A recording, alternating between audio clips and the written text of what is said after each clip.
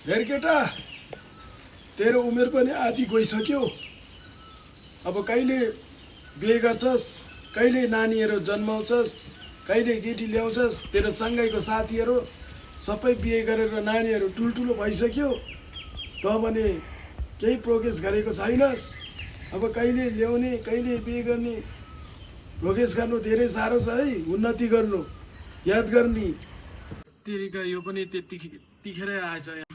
ओ हेरकटा कहिले भे गर्छौ हाम्रो यहाँ हेर यत्रो यत्रो भइसक्यो। बाउले भनेको नि ठिकै हो, छिटो भे गर। कति दिन बस्छ यसरी? हौ बिहा कहिले गर्ने हो? मेरो त यता छोरी भइसक्यो। तेरिका यो पनि त्यतिखेरै आएछ। यहाँ बुढोले च्याङच्याङ गरिरहेछ, यहाँ बेगर बेगर भनेर। अरूले उन्नति प्रगति गरिसके र ठुल्ठुलो नानी भइसके अरे उनीहरूको सँगैको साथी भनेर यहाँ दिमाग खाइरहेछ। पुरा यो दिमाग पुरा खाइरहेछ यो बिहेको कुराले। मेरो लेभलमा आउनको लागि 8-10 वर्ष लाग्छ तिमीलाई। अझै छैन, बस।